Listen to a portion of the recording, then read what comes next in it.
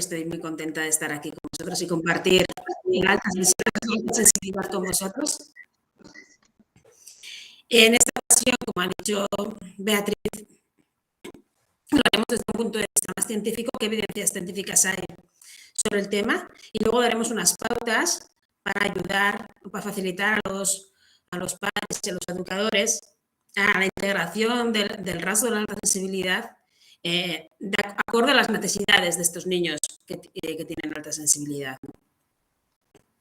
Voy a compartir con vosotros la presentación.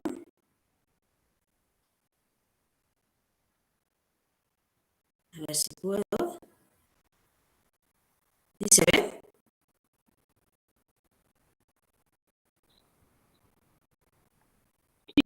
Sí, sí, vale. Sí, vale. Bueno, pues aquí un poco lo que os comentaba, que vamos a ver primero las evidencias científicas que hay sobre el tema y luego vamos a hablar sobre las posibles herramientas que podemos utilizar para integrar mejor ese rasgo. Lo que voy a hacer es, como hay gente nueva también, dar un poco unas pinceladas, si me permitís, sobre lo que es la alta sensibilidad, y ahí según vayamos hablando de lo que es la alta sensibilidad, iré incorporando las diferentes evidencias científicas que hay al respecto. ¿Vale? La alta sensibilidad la trajo por primera vez, o sea, le puso ese nombre por primera vez Elaine Aron, allá por los años 90, y cuando estaba investigando la timidez, la introversión, algo así. Y entonces se dio cuenta que había personas que compartían unas características en concreto, pero que no eran introvertidas, que también había extrovertidas.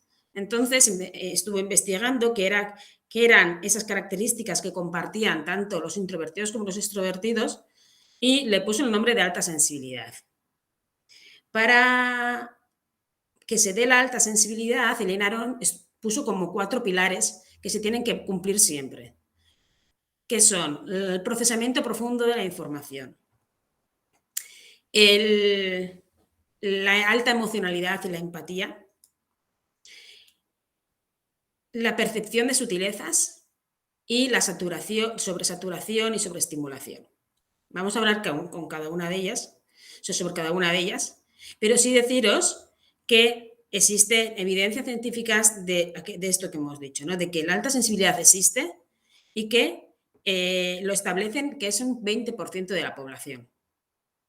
Y de ese 20% de la población, aunque la mayoría son introvertidos, hay un 30% que son extrovertidos.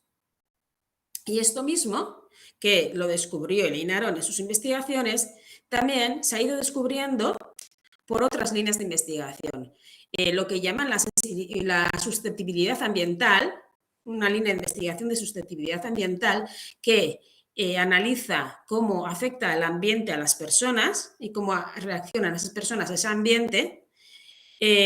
Sobre todo el investigador Michael Plus es el más relevante en todo esto.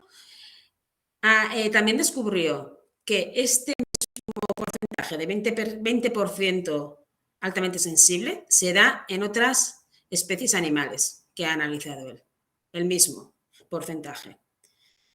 Y también se da en un mismo continuo, es decir, no es que haya una persona que es altamente sensible y otra que no lo sea, sino que es como una campana de Gauss en el que el extremo derecho, ese 20% del extremo derecho, seríamos las personas altamente sensibles. Luego, la parte central correspondería a personas que no tienen alta sensibilidad, pero bueno, tienen sensibilidad en diferentes grados, y hay otro extremo izquierdo que serían las personas con muy baja sensibilidad, ¿vale? Pero corresponde a un continuo. Y también lo vieron que se daba igualmente en hombres y mujeres, tanto en humanos, cuando se ha investigado en humanos, como cuando se ha investigado en otras especies animales, se ha dado en el mismo porcentaje, en hombres y mujeres, no hay diferencias. ¿Qué más encontraron? Encontraron también que hay una base genética una base genética que se va pasando de padres a hijos, pero que para que esa base genética se desarrolle y que el rasgo de la alta sensibilidad aparezca, el ambiente tiene que acompañar. Entonces, el ambiente modula si ese factor genético que ya lo tiene se va a desarrollar o no se va a desarrollar. En este sentido, y en relación a las investigaciones que hizo Michael Blues, hay una investigación muy curiosa que hizo con peces y que hablaba de que se les puso a unos peces un estímulo peligroso y había un porcentaje de peces que no se acercaba directamente a ese estímulo. El 80% se acercaba y había un 20% de peces que no se acercaba, que esperaba para ver qué ocurría con ese nuevo estímulo que había aparecido. ¿Qué consiguieron? Que cuando el estímulo, ese estímulo que había aparecido era peligroso, claro, los que se habían acercado morían. Los peces que habían acercado morían, los que habían sido más cautos, más observadores, más analíticos, habían sobrevivido. Cuando ese estímulo que se presentaba requería una huida rápida, los analíticos fallecían. Los que reaccionaban rápidamente a ese estímulo sobrevivían. ¿Qué queremos decir con esto? Que el ser altamente sensible, que serían aquellos peces que nos han acercado al estímulo y han estado esperando y analizando lo que ocurría, es favorecedor para la supervivencia de la especie en algunos casos. Por eso entienden que la naturaleza lo ha mantenido, ese rasgo, porque ayuda a mantener la supervivencia de la especie, ¿no? Aporta esa analítica, ese procesamiento de la información que a veces se necesita ante determinados estímulos o ante determinados peligros.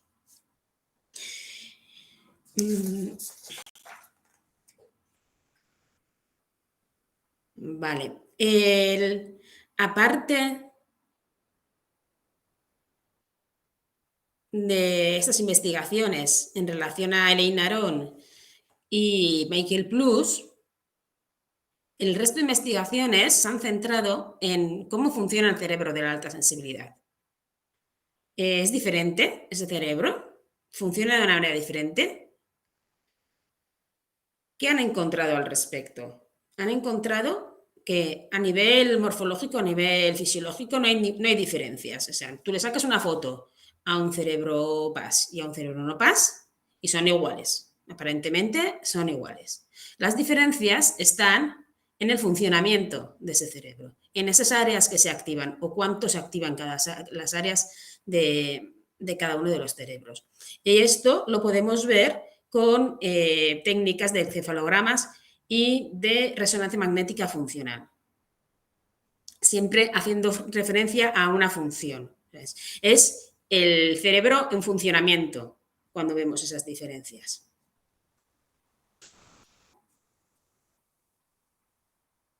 Vale. Y aquí explican, con estas diferencias que han encontrado en el cerebro, explican algunos de los rasgos de los que hablaba Elaine Aron, ¿no? El procesamiento profundo, las sutilezas, la necesidad de descanso, la empatía, esas cosas las demuestran mediante estas técnicas. Veamos algunas de ellas. Hablan de que existen áreas del cerebro de procesamiento profundo, como son el hipocampo y el neocórtex, que se activan con tienen una mayor actividad en las personas altamente sensibles que en las no altamente sensibles. Esas zonas tendrían una activación mayor. Y también, a la vez que se activan esas zonas de procesamiento profundo del hipocampo y el neocórtex, se activan también de una manera muy activa la amígdala, que es la responsable de las emociones. Entonces, cuando una persona altamente sensible está procesando una información ambiental o que ha venido por los sentidos, va a activar con mayor intensidad esas dos zonas. Y esas dos zonas no se activan tanto en personas no altamente sensibles. También la doctora Blanca Acevedo descubrió que esa activación mayor se daba también en las neuronas espejo. Son las neuronas encargadas de que copiemos la función del otro individuo. Entonces, como las personas altamente sensibles tendríamos esas neuronas espejo más activas, detectaríamos más fácilmente cómo se siente la otra persona. Eso no quiere decir que luego actuemos en consecuencia, pero sí detectar que esa persona se siente de una manera o de otra. Esto en relación a las emociones, ¿no? Y también en el área emocional han descubierto cómo reacciona el cerebro ante unos estímulos sensoriales. Han hecho una investigación, por ejemplo, con el tacto, en el que se les hace tocar diferentes texturas a las personas y si bien las personas no altamente sensibles se les activan más las áreas encargadas del tacto en el cerebro, en las personas altamente sensibles el área que más se activa es la emocional.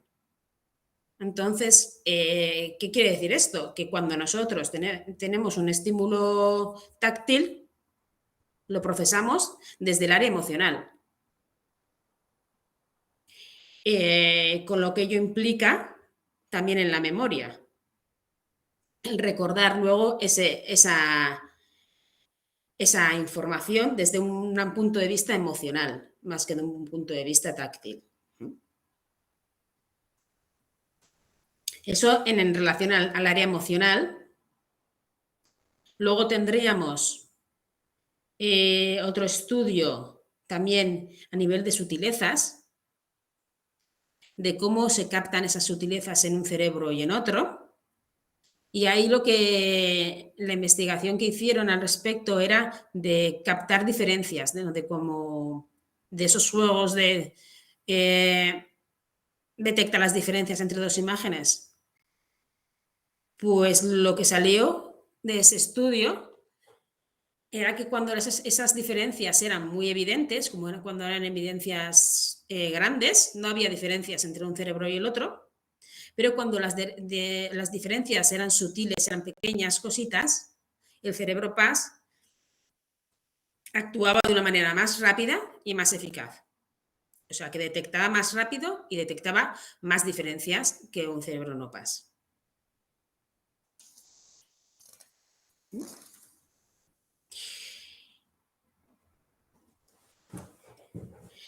En relación a eso también, a de las sutilezas, se habla muchas veces de que las personas altamente sensibles son muy creativas, que tienen muchas ideas brillantes, y entonces hubo una investigación que fue en esa línea a encontrar qué puede haber en el cerebro PAS que haga que esa creatividad sea así. Y encontraron, bueno, esto no lo encontraron analizando la alta sensibilidad, pero existe un sistema que es la red neuronal por defecto, que se activa cuando no le estamos dando al cerebro una función en concreto. Se activa cuando estamos sin pensar en nada en concreto, cuando no le estamos dando una función así concreta. ¿Vale? Pues esta red neuronal por defecto lo que hace es que cuando no le estamos dando esa función al cerebro, va o al pasado a analizar cosas que todavía están pendientes, va al futuro a planificar o a organizar cosas que tiene que hacer, o se dedica a imaginar, ¿no? A inventar o imaginar cosas. Y lo que han detectado es que esta red neuronal por defecto está más activa en las personas altamente sensibles. Esto explicaría, por una parte, esa capacidad creativa, ¿no? Porque al estar en ese mundo creativo en más tiempo o con más intensidad, podemos tener más tendencia a ello, pero también demostraría que si pasamos mucho tiempo en esta red neuronal por defecto en el pasado o en el futuro, tendríamos más probabilidades de tener una depresión o una ansiedad. Hablamos siempre de probabilidades, que no tiene por qué ser así, pero al pasar más tiempo con este sistema de red neuronal por defecto activo, nos favorece la creatividad, pero nos predispone a poder tener más momentos pues de depresión o de ansiedad. Y analizaron también en relación a esta curiosidad, a esta creatividad, la curiosidad de las personas altamente sensibles. Suele ser algo muy habitual que las personas altamente sensibles tengan muchos intereses, se interesen por muchas cosas y además de manera muy profunda.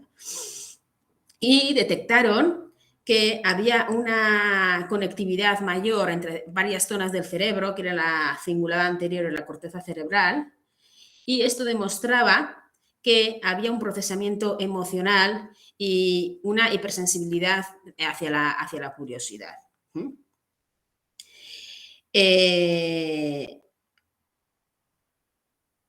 Bueno, con todos estos estudios hemos hablado tanto de la creatividad y la curiosidad, de procesamiento profundo, de las sutilezas, de la emocionalidad, pero existe otro ámbito también importante, que es la sobresaturación. ¿Qué pasa en el cerebro PAS cuando nos sobresaturamos? Pues en respecto a ello, hay una curiosa investigación que habla de la necesidad de descanso para los PAS. ¿Qué pasa cuando el PAS está saturado y descansa? Pues cuando el PAS está saturado y descansa, procesa esa información en áreas profundas del cerebro y además activa las zonas de la memoria. Sin dejar de comentar que también están activadas las áreas emocionales.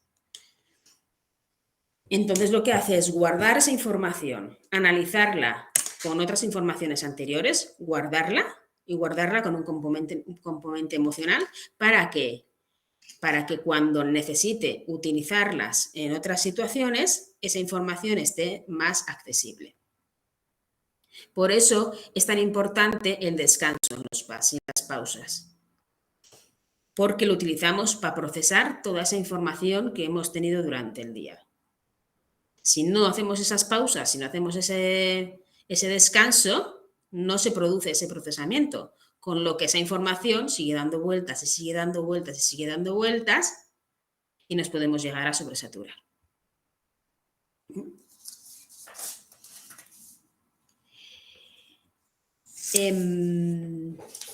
Finalmente, sobre esto de la ciencia, quería comentaros que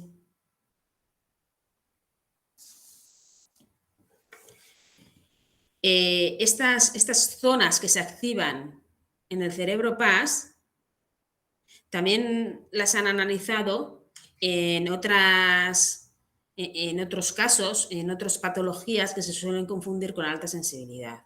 Lo han analizado con el autismo, lo han analizado con el déficit de atención y han encontrado que se activan zonas diferentes del cerebro. O sea, no tienen nada que ver las zonas que se activan en un cerebro PAS con las zonas que se activan en un cerebro con déficit de atención o con autismo. ¿Que pueden ir juntos? Sí, pueden ir juntos, pero entonces se activarían las dos zonas. Pero se diferencian fácilmente unas y otras en esa activación.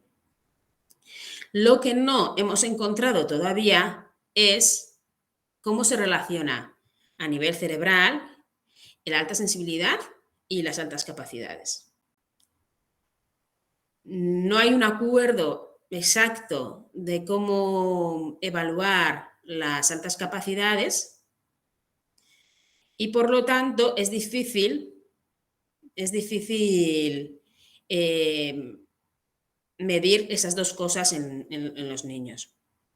A modo orientativo, sí os voy a decir que en Asturias, un estudio reciente que han hecho en Asturias, han visto que el 85% de los niños que tenían altas capacidades también tenían alta sensibilidad.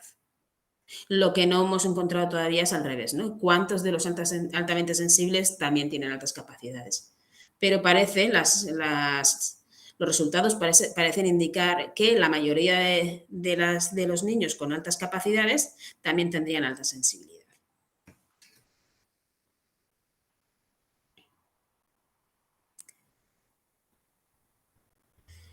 Bueno, y sabiendo todo esto, de la alta sensibilidad y conociendo las dificultades que pueden tener estos niños en nuestro día a día, ¿cómo podemos hacer para facilitarles el camino y para ayudarles a integrar mejor este rasgo? Una de las mayores dificultades que tenemos es la sobreestimulación. Nos enfrentamos a sobreestimulación día a día.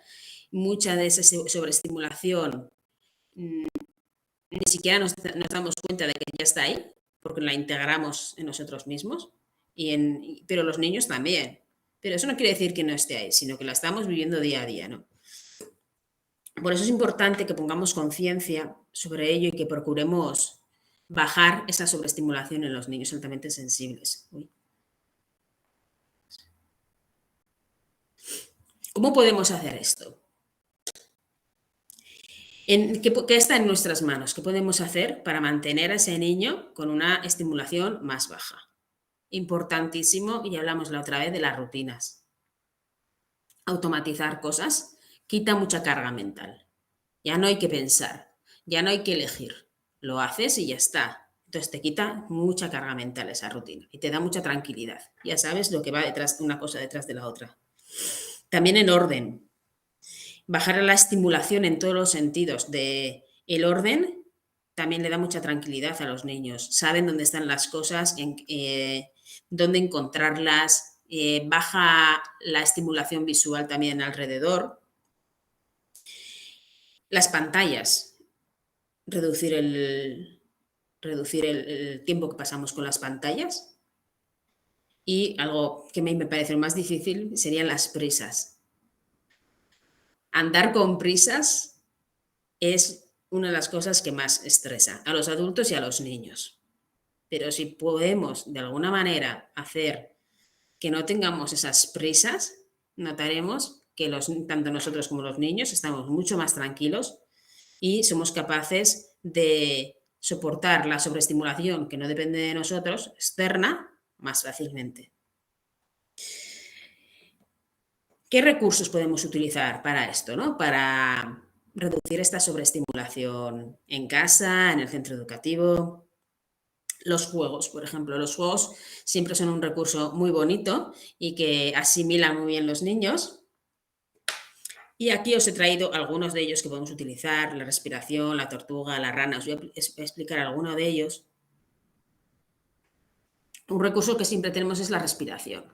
Hay muchos tipos de respiración.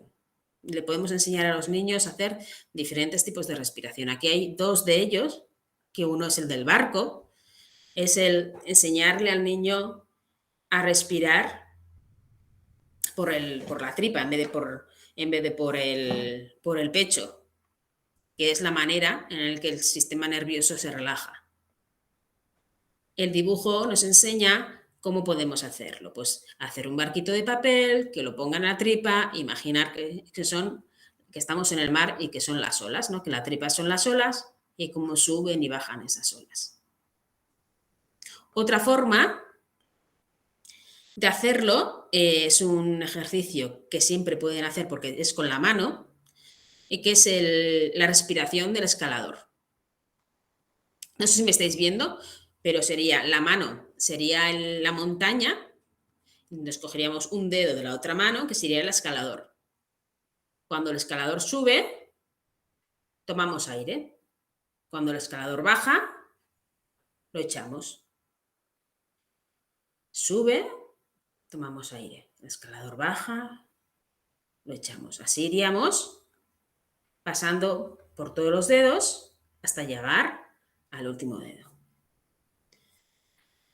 ¿Qué suele pasar? Que a veces los niños lo hacen muy rápido, esto de los dedos, que podemos decirle, bueno, hemos llegado hasta aquí, el escalador ha llegado hasta aquí, pero ahora tiene que volver a casa.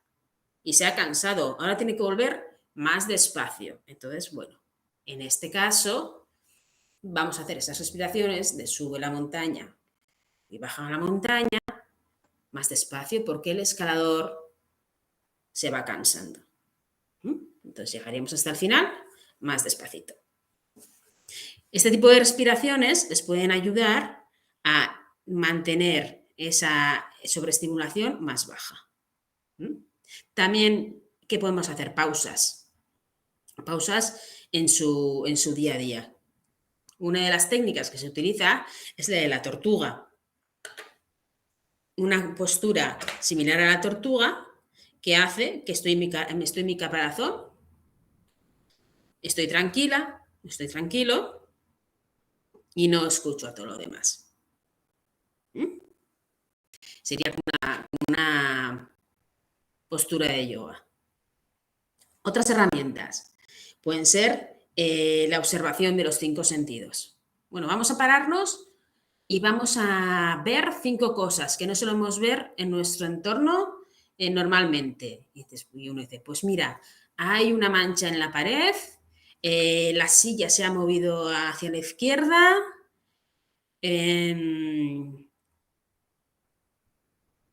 hay un juguete en la puerta y la alfombra tiene una mancha, ¿vale?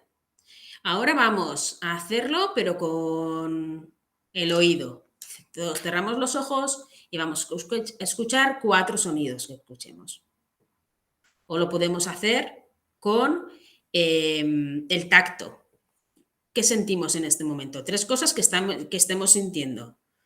Pues el calcetín me aprieta, me está haciendo cosquillas el pelo y tengo frías las manos, ¿no? Por ejemplo. 2 cosas, entonces serían 5 cosas que vemos, 4 que oímos, 3 que sentimos, 2 podrían ser 2 olores, buscar 2 olores a ver a qué huelen y luego saborear algo. Entonces, es una pausa para utilizar los 5 sentidos y para parar. Y durante esos 5 sentidos mantener la atención en eso que estamos haciendo, para despejar un poco la mente. Esto mismo se puede hacer de otras maneras. Por ejemplo, el juego de la princesa. ¿En qué consiste? O del príncipe. Poner una silla, se sienta el niño o se sienta el adulto y es la princesa o el príncipe, que tendrá un objeto detrás suyo puesto. Entonces, o puede ser un objeto detrás suyo puesto, puede ser la corona, ¿vale? Por eso decíamos lo de la princesa. Entonces, consistiría en que la otra persona, sin hacer ruido, se tiene que acercar a la princesa a quitarle la corona. La princesa estará con los ojos cerrados y solo se puede guiar por el oído. Si le oye, le ha atrapado al ladrón. Si no le oye, el ladrón le quita la corona. Pero en ese momento lo que estamos buscando es que se preste atención, que la princesa preste atención al oído y se olvide de todo lo demás. Y que el que hace de ladrón preste atención a sus movimientos, a cómo moverse para no hacer ruido. Este tipo de juegos ayudan a parar, a poner atención en lo que estamos haciendo y bajar ese nivel de estimulación. Pues ya os digo que puede haber miles más, pero bueno, estos son algunos de ellos que pueden daros ideas de qué cosas podemos hacer. A ver. Vale. Otro de los temas fundamentales con los niños altamente sensibles, también con los no altamente sensibles. Todo esto que hablamos sirve tranquilamente también para los no altamente sensibles, pero bueno, son cosas que a la alta sensibilidad le ayuda. Y sería reforzar la autoestima. de este niño. Porque suele ser fácilmente dañada. Uy, que no se ha quedado. Esta autoestima suele estar fácilmente dañada. Intervienen diferentes factores en esto, ¿no? El perfeccionismo, que suele estar muy presente en los niños altamente sensibles, la tolerancia a la frustración. Pero si lo trabajamos todos en una misma dirección, tanto el niño como la familia y el centro educativo, vamos a ver grandes resultados y vamos a encontrarnos con niños seguros y confiados. Ahí. ¿Cómo podemos hacerlo? Importantísimo, trabajar la tolerancia a la frustración. El volver a intentarlo. El controlar nuestra reacción como padres, como adultos, como educadores, cuando el niño falla. Animarle a que vuelva a intentarlo. Y demostrarle también cómo lo hacemos nosotros, ¿no? Pues a mí no se me da bien jugar al tenis, voy con mi hijo a jugar al tenis y ve que no le doy a la pelota, pero que vea que no me enfado porque no le doy a la pelota, sino que lo vuelvo a intentar. Y que lo vuelvo a intentar y al final, pues acabo dándole la pelota. ¿Mm? Nosotros somos su espejo, así que tiene que ver cómo nosotros gestionamos esa frustración y le tenemos que enseñar a mantener la calma cuando él no lo consigue, porque son muy perfeccionistas y quieren hacerlo todo bien y a la primera. Y ahí habrá cosas que les salga bien y habrá cosas que no les salga bien. Ese es el segundo de los puntos que teníamos, ¿no? Modular ese perfeccionismo. ¿Cómo podemos hacer para que no sea tan perfeccionista? Hay niños que decían, me acuerdo de un niño que decía, no voy a pintar porque yo no sé pintar y prefiero no pintar, ¿no? ¿Cómo hicieron esos padres para que el niño empezara a dibujar a pesar de que sabía de que no le iba a salir bien desde el principio? Podemos hacer algo parecido a lo que hacíamos con lo del tenis, ¿no? Con lo que os he dicho del tenis. Que él nos ayude a hacer algo que nosotros no sabemos hacer. Y que vea que a nosotros no nos sale perfecto, pero que no nos importa. Y que si seguimos intentándolo, nos irá saliendo un poco mejor. Para eso es muy importante la escucha y el diálogo interno. Estos niños se tienen que sentir escuchados, se tienen que sentir entendidos. Y ya hemos hablado de que somos su espejo. Van a copiar esa forma que tenemos nosotros de hablarnos a nosotros mismos y de hablarle a los demás. Tendremos que ayudarles a utilizar ese diálogo interno positivo, ¿no? Que cuando algo les ha salido mal, no digan, jo, es que soy tonto. Dicen, no, niño, no. Este dibujo te ha salido mal, pero este otro te ha salido mucho mejor. O, vale, no has hecho bien dibujar, pero has jugado muy bien al fútbol. Que cada uno vaya viendo en qué cosas es mejor o peor, pero que no por eso es peor que los demás. Una cosa muy importante para los niños altamente sensibles es sentirse capaces de hacer algo. Esa sensación de que han sido capaces ellos solos de hacer algo les da muchísima seguridad. Y favorecer que tengan autonomía.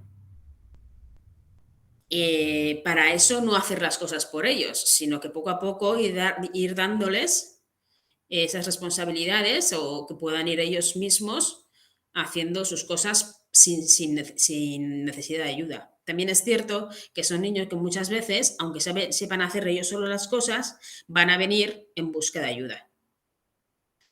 Pero bueno, es nuestra responsabilidad hablarles y decirles que, bueno, esto tú ya sabes hacerlo, hoy te ayudo, pero mañana ya sabes hacerlo tú solo, ¿no? Muchas veces buscan esa ayuda no porque no saben hacerlo, sino para estar con nosotros.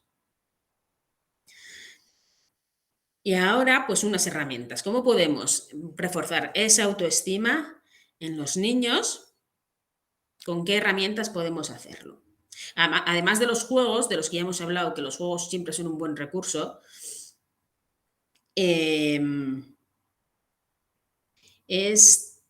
también está bien el diálogo, eso es lo que hemos hablado, el diálogo con ellos. hablar con ellos, pues al finalizar el día, pues hacer alguna dinámica de que, bueno, a ver, ¿cuál ha sido lo mejor del día? O ¿qué has hecho bien hoy? O ¿a qué podemos agradecer hoy? ¿No? ¿Qué hemos logrado? ¿Cómo podemos? ¿Cómo puede ser?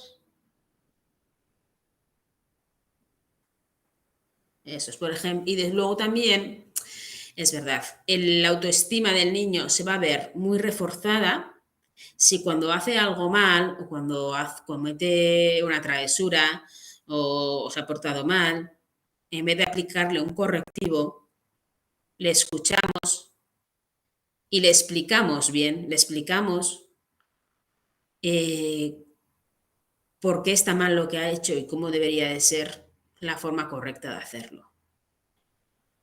Seguramente ese niño ya se ha dado cuenta de que ha hecho mal, porque si lo hemos explicado se habrá dado cuenta de que lo ha hecho mal y no volverá a repetirlo. Pero aprenden mucho más con las explicaciones que con los castigos. Que no quiere decir que un momento dado haya que castigarle, como a todos los niños. Pero como norma general, las explicaciones, dar muchísimas explicaciones de todo a los niños altamente sensibles ayuda. Algunas herramientas para trabajar esta autoestima. Aparte de los juegos, aparte de hablar con ellos, las manualidades. Podemos hacer manualidades, pues por ejemplo, la flor de la autoestima, donde ponemos en el centro el nombre del niño y tiene que ir poniendo en cada pétalo qué cualidades tiene. Y esto lo podemos hacer cada uno de nosotros mismos o podemos hacer de otro miembro de la familia, ¿no? Pues venga, hoy vamos a hacer de tu hermano. ¿Qué cualidades tiene? ¿Qué cosas hace bien tu hermano? Y hacer esta flor de la autoestima. También otra herramienta puede ser las gafas positivas. Hacer unas gafas, una manualidad de gafas y que esas gafas las utilizamos, nos las ponemos y a partir de ahí vemos todo en positivo. Entonces tenemos que decirle a los de nuestro alrededor qué cosas positivas tienen ellos. Vemos todo en positivo cuando nos ponemos esas gafas. Y luego lo que hablábamos, ¿no? De finalizar el día, crear un diálogo con ellos que favorezca el sacar esas cosas buenas que tenemos cada uno de nosotros, ¿no? Pues qué ha sido lo mejor del día, pues podemos preguntarle hoy a quién has ayudado o qué has aprendido o a qué te has atrevido hoy. Y podemos ponernos diferentes retos. Bueno, pues para mañana vamos a ver si nos atrevemos a algo o a ver si podemos ayudar a alguien o a ver si somos capaces de hacer algo por nosotros mismos. Entonces, al día siguiente, de ver a quién has ayudado hoy, ¿no? O a qué te has atrevido, qué ha sido lo mejor del día de hoy. Para tener esa práctica de ver esa parte positiva del día, ¿no? Que siempre va a haber cosas negativas, pero bueno, por darles importancia a las cosas positivas que puedan subirle un poco la autoestima a ese niño.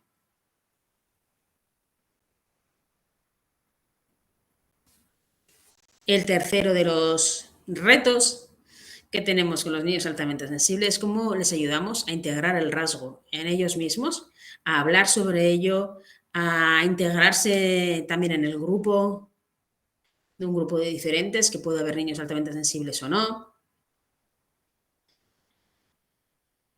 Y para esto ya hemos visto que con ellos es fundamental hablar, contestarles a todas las dudas que tengan, todas las preguntas, porque van a tener 1000 preguntas, hablar con ellos, darles explicaciones, responder a sus preguntas. Y este momento en el que ellos tienen para preguntar y para hablar sobre eso, aprovechamos para ir integrando poco a poco diferentes cosas del rasgo. Yo no soy partidaria normalmente de hablarles directamente de la alta sensibilidad, porque puede parecer una cosa un poco extraña para ellos, pero sí ir introduciendo pequeñas cosas que a ellos les hacen diferentes de los demás, ¿no? Y hablar de que esa diferencia no es mala. Trabajar esa diferencia para convertirlo en algo positivo. ¿Qué podríamos hacer? A ver.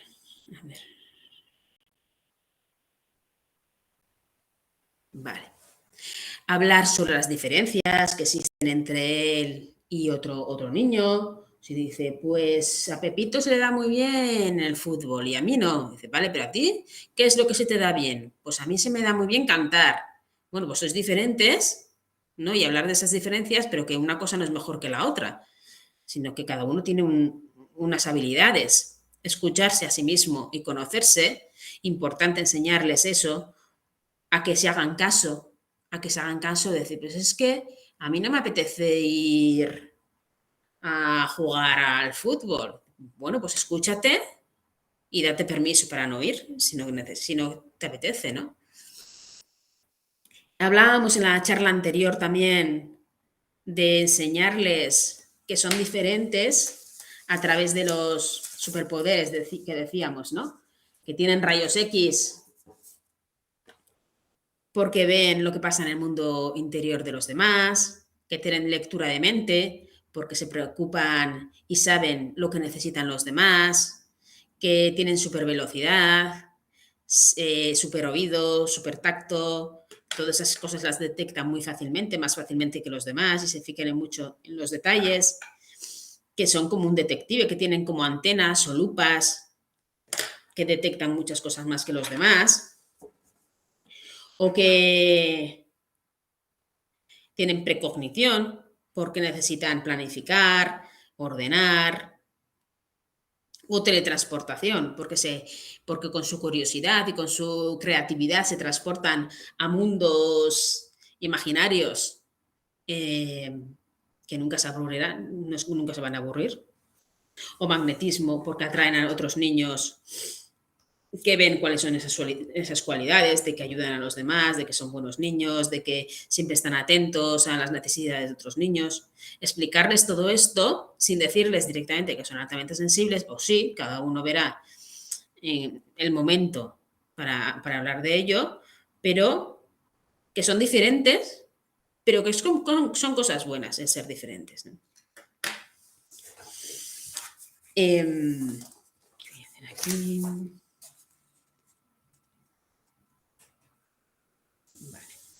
En relación a acompañarlos en la diferencia de grupo, es importante el paso de la adolescencia. El niño PAS, cuando pasa a ser un PAS adolescente, el INARON habla de que suelen ser niños, o suelen ser adolescentes un poco problemáticos, bastante tranquilos en comparación a otros adolescentes, que no suelen dar grandes problemas. Pero sí que es cierto que vamos a notar, yo todavía no lo he vivido porque mis niños todavía tienen 8 y 10 años, pero dicen que cuando pasan a la adolescencia notamos como que esa alta sensibilidad desaparece de alguna manera, ¿no? Que ya no se quejan tanto pues, por las etiquetas o porque me has cambiado esto de sitio, son como más atrevidos, se atreven a hacer mucho más cosas. Es lo que tiene la adolescencia, ¿no? De que pierden ese miedo a hacer cosas. Pues en el niño, o sea, en el adolescente altamente sensible, lo vamos a notar también. No quiere decir que vaya a pasarse al otro extremo. Un niño que hace 5 listas de cosas que tiene que hacer, pues igual va a pasar a hacer una lista. ¿Mm? Y un niño que no se atreve a tirarse por un tobogán, pues igual empieza a tirarse por el tobogán más pequeñito, ni no se sube al Dragon Khan. ¿Mm? Pero sí que vamos a notar esa diferencia, ¿no? De que son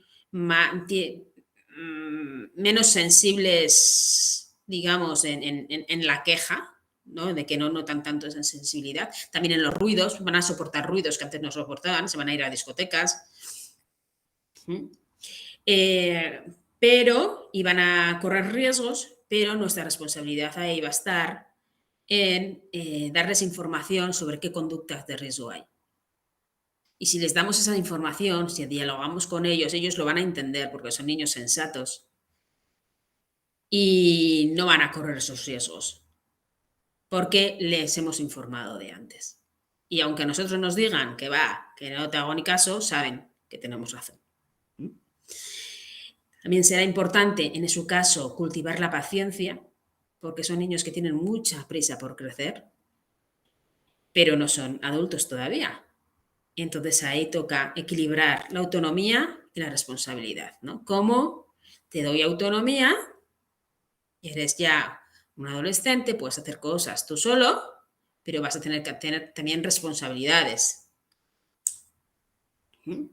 Y según vayas creciendo, pues tendrás más responsabilidades, más autonomía, pero buscar ese equilibrio, ¿vale? Para el niño el reto va a ser encajar en el grupo, pero desde esa diferencia, porque va a ser más consciente de que es diferente a otros adolescentes, a que va a ser más consciente de que le gustan cosas diferentes que a otros adolescentes, pero a la vez va a querer encajar en ese grupo. Entonces, su reto, nosotros podemos ayudarle, y si hemos hecho trabajo cuando era niño, será más fácil cómo encajar en ese grupo, pero diferenciándose de quién es él. Y lo que tiene mayor adaptación al cambio. En esta etapa de su vida van a adaptarse mucho más al cambio, más fácilmente. Luego, cuando sean adultos, otra vez volveremos a tener esa sensibilidad ya más alta otra vez, a ser más sensatos, pero tienen que pasar por esta etapa y nuestra ayuda puede ir por ahí, ¿no? Por darle información, por escucharle y por estar ahí, que nos va a necesitar, aunque no nos lo diga, nos va a necesitar. En este sentido, cosas que podemos hacer. Pues jugar en familia, buscar ratos para estar en familia, para hablar de estas cosas, y una manera de introducir estas cosas que queremos contarle y de que se conozca al niño, o sea, el adolescente o el niño, y que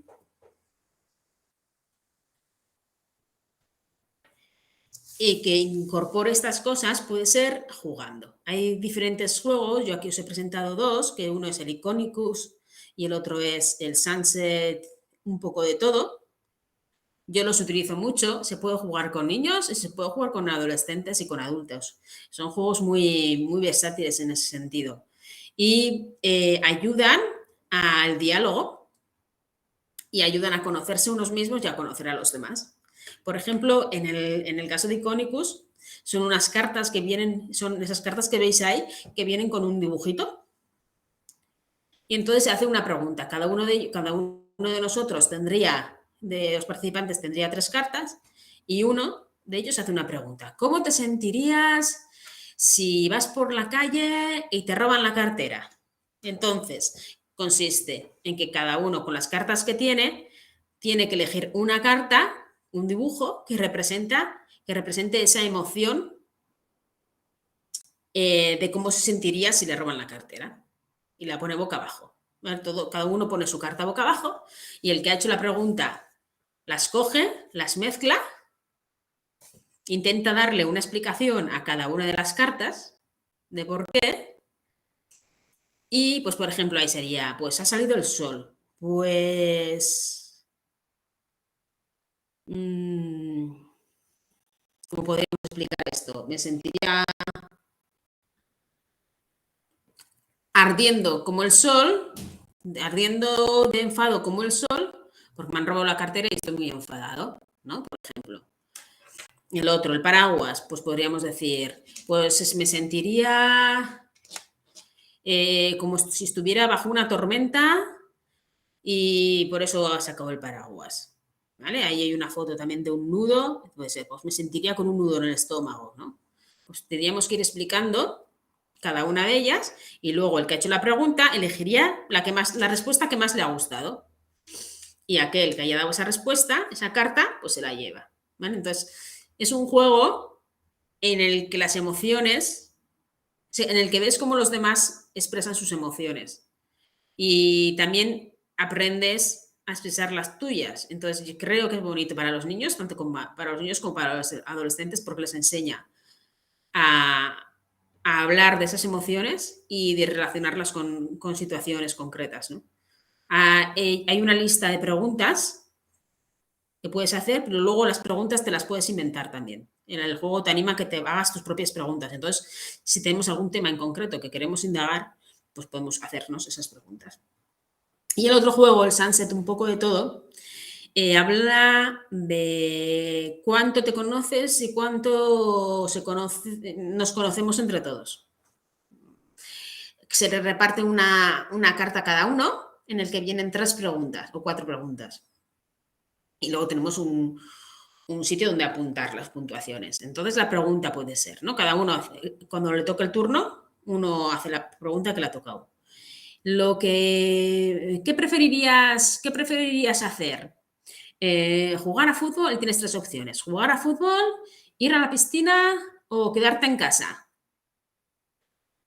Entonces, el que ha leído la pregunta apunta cuál es la respuesta que daría a eso. Y los demás tienen que adivinar qué respuesta va a dar el que ha hecho la pregunta. Entonces, luego, esto da pie a que cuando se resuelve la pregunta de ¿qué es lo que más me gustaría? Y dice el chico, dice, pues yo he puesto ir a la piscina. Y los demás todos han puesto ir al fútbol. Y le dicen, pero a ver, ¿pero por qué has puesto ir a la piscina? Si tú estás todo el día jugando a fútbol. Y el otro le puede decir, no, pero es que voy a jugar a fútbol porque no tengo piscina en casa, pero si tuviera piscina en casa me quedaría en casa en la piscina. Y bueno, se crean esos diálogos para intentar convencerle al otro de que cambie la respuesta para conseguir puntuaciones, pero también de que nos conocemos unos a otros, ¿no? De cuánto conocemos al de al lado. Y es un juego muy bonito para jugar en familia. Sí que es cierto que para jugar al primero no hace falta saber leer ni nada, porque son imágenes. Para jugar al segundo hace falta leer, pero también se puede jugar. Yo he jugado con mi hijo pequeño cuando no sabía leer y era muy divertido también, ¿no? Yo le hacía la pregunta, él respondía, ponía la letra que sea y ya estaba. Son juegos muy divertidos. Y ya os digo que hay más de estos. Está otro que es Trafalac, creo que es, también que es de sí un juego familiar de preguntas y de conocerse. Este tipo de juegos permite integrar a los adolescentes también, permite integrar a los niños, permite hablar en familia, incluso en un centro educativo, en un aula, ¿no? De cuánto se conocen los niños entre sí. Y creo que son bonitos para trabajar este tema de la integración, ¿no? Y por último, el gran reto de los altamente sensibles, la intensidad y el desborde emocional, esa regulación emocional que tenemos que trabajar tanto y que tan importante es hacerlo en la infancia para que en la adultez lo tengamos ya desarrollado. Utilizar esa energía que tienen los niños para crecer y no para romperse. ¿Qué podemos hacer? Lo primero es enseñarles cómo se pueden ellos mismos regular esa emoción. ¿Vale? La emoción va a venir. Eso no podemos evitarlo, va a venir. Pero una vez que viene, ¿qué hacemos con ella? Porque la tendencia habitual de un niño altamente sensible va a ser armar un escándalo, perdón, o ponerse a llorar, o bloquearse, y quedarse mucho tiempo dándole vueltas a eso que ha sentido o a eso que ha pasado. ¿Cómo podemos ayudarles a hacer ese proceso de otra manera? Lo primero, calmarlo, calmar al niño. Porque cuando está así, cuando está ya en un desborde emocional, no podemos dialogar con él. Hay que calmarlo de alguna manera. ¿Qué podemos utilizar para calmarlo? Podemos utilizar la respiración, podemos utilizar pues, el beber agua, el separarlo un momento del grupo y que se tranquilice, que dé un paseo, escuchar música. Cada uno tiene que buscar aquellos recursos que saben que le han funcionado para calmarse. Y cada uno tenemos los nuestros. Una vez que nos hemos calmado, validar. Súper importante en los niños altamente sensibles que se sientan escuchados y validar que lo que han sentido está bien, que no pasa nada por sentir eso. Vale, te has enfadado. Bien, no pasa nada. Preguntarle, escucharle de por qué se ha enfadado, qué es lo que ha ocurrido, que él te cuente. Y luego ahí ya entramos nosotros, que podemos decirles, vale, está muy bien que te enfades y tienes derecho a enfadarte, porque a veces parece que no tenemos derecho a sentir emociones, tienes derecho a enfadarte. Pero ¿cómo podemos hacer para que esta emoción que has sentido tú la expreses de otra manera? ¿No? Que quizás se ha puesto a darle patadas en la ventana. No puedes hacer eso. O se ha puesto a gritar y a patalear. Tampoco puedes hacer eso. ¿Cómo puedes expresar ese enfado de otra manera? Vamos a buscar una alternativa y la pensamos para la próxima vez poderla utilizar. Esa sería un poco la manera en que un niño altamente sensible entiende que no puede comportarse de esa manera, pero se siente validado de que vale, que está bien que haya sentido esa emoción. Voy a buscar otra manera de hacerlo. ¿Qué herramientas podemos utilizar ahí? Aquí os he traído algunas, el volcán, la visualización, el bote, el olor, la piedra, la rueda de herramientas. Os voy a enseñar alguna de estas. Vale. La técnica del volcán. Los que tengáis niños, igual la conocéis ya, la técnica del volcán, que consiste en dibujar un volcán y explicarle cómo funciona un volcán. Es decir, que el volcán no es que de repente está tranquilo y de repente sale la lava, sino que poco a poco se va llenando y que llega un momento a partir del cual da igual lo que pase, que eso va a estallar, el volcán va a estallar. Pero por eso es importante mantener el volcán de esa raya para abajo. Podemos explicarle qué cosas. Entonces, esto sería como cuando tú te enfadas, ¿no? ¿Qué cosas hacen que tú te enfades? Y aquí hay un ejemplo que pone, que me quiten mis juguetes. Vale. A la izquierda creo que pone, vale, ¿qué puedo hacer para bajar, cuando estoy notando que me estoy enfadando, para bajar ese nivel de enfado? Y aquí pone, pues pensar, saltar, cantar, respirar. Bueno, y luego sería, ¿qué puedo hacer una vez que el volcán ha explotado? ¿Qué puedo hacer para volver a estar bien? Y pone, pues respirar, escribir las emociones, tal, ¿vale? Entonces, ¿esto para qué sirve? Esto sirve para explicarle que el enfado normalmente no viene solo por una cosa, sino que se van acumulando. Y yo lo que suelo hacer es recomendarles que cuando pase algo que les ha hecho sentir mal o que se les ha hecho enfadado, pongan una gotita. O sea, dibujamos el volcán y dibujamos una raya a partir de la cual el volcán va a estallar. Y entonces, ¿que me he enfadado? Vale, dibujo una gotita ahí en el volcán. Aquí en el volcán dibujo una gotita. Vale, no pasa nada, me he enfadado. Ya se ha empezado a llenar el volcán, pero no está para estallar. Al rato, mi hermano me ha empujado, me he vuelto a enfadar, otra gotita. Y al rato, pues había macarrones para comer y yo hoy no quiero macarrones, quiero arroz y entonces me enfado otra vez. Entonces ya tenemos 3 gotitas, quiere decir que ya estás al lado de la raya. ¿Qué tenemos que hacer? Utilizar alguna herramienta para bajar, porque si nos ocurre algo más, vamos a pasarnos por encima de la raya y ya el volcán va a estallar. Entonces, cuando llegamos a la raya del volcán, tenemos que utilizar alguna herramienta para bajar. ¿Y qué herramientas podemos utilizar? Las que hemos hablado antes, ¿no? Puede ser la respiración, puede ser lo de la tortuga, puede ser alguna manualidad. Y aquí hay una herramienta que yo utilizo mucho en casa, que es el bote de la calma, que quizá ya lo habréis utilizado, sobre todo los que tengáis, lo que seáis educadores en colegios. El bote de la calma se hace con purpurina, agua y cola. Entonces se agita, ese bote de la calma se agita y se ponen todas las purpurinas a dar vueltas. Entonces, consiste en ponerte delante del bote de las purpurinas, mirando cómo esa purpurina poco a poco se va calmando, se va yendo para abajo, hasta que toda la purpurina está vuelta abajo. Y esto sería como cuando nos enfadamos, ¿no? Cuando nos enfadamos estamos así, pero luego va pasando el tiempo, nos vamos calmando, todas las cosas se van poniendo en su sitio y nos llegamos a calmar. Entonces, cuando estamos ya a punto de pasarnos esta raya del volcán, podemos coger el bote de la calma, agitarlo y ponernos a mirar mientras respiramos hasta que el bote se calma.